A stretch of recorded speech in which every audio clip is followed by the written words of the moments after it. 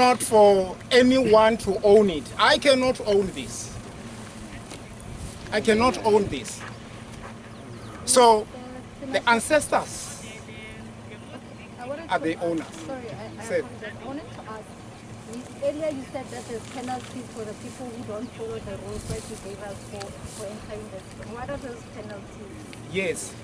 Thank you so much for your question. The penalties, as I've spoken about, I spoke about the rules that you need to obey them. But then if you don't, penalties are. Let me give you a practical example, about what I've witnessed. Yeah. You see, this place, we all have to respect it, with all of us. You are not allowed, this is one of the things, you are not allowed to overnight in here. By doing so, you'll be provoking the owners.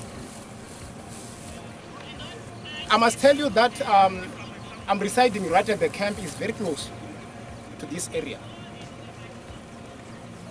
Sometimes I will hear the drum beatings from the side. So, there are owners. The penalties are this. Let me tell you about this. It's still hurting me even today. When one from the community members came here to visit this area, he wanted to overnight in here to do what we call, all-night prayer.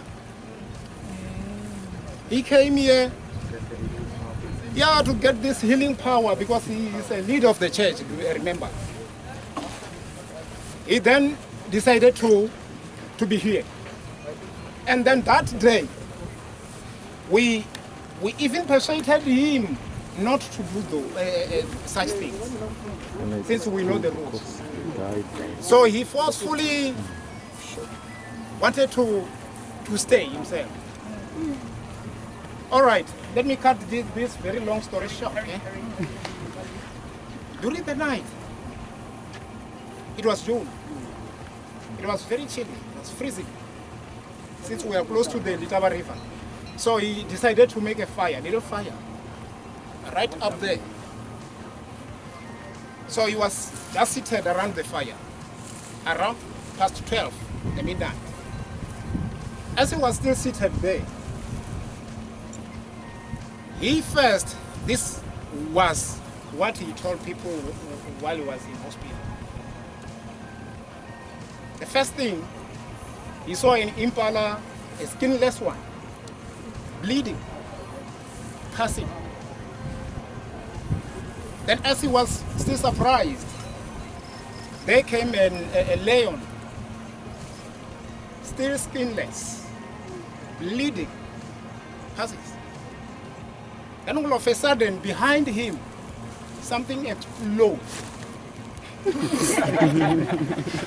Something exploded. So then what happened? He wanted to see what really was happening behind him. So as he turned, surprisingly, he was in a big fire. A big fire. Burning. So he rushed down to the pool there, just to roll himself to extinguish the fire. Unfortunately, the fire was keeping on. It was as if throwing himself in a petrol.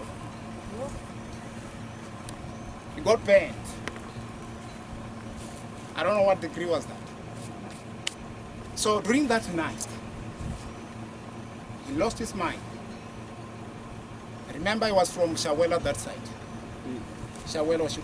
Yeah, Shawela. So in his mind, he thought he's going home. Unfortunately, he was going this direction. Instead of taking this direction, was mind lost. So, fortunate enough, there were ladies who are harvesting salt down that side. During that night, they saw him coming with a very little torch of his phone. So they asked while he was still in a distance, "Who are you?"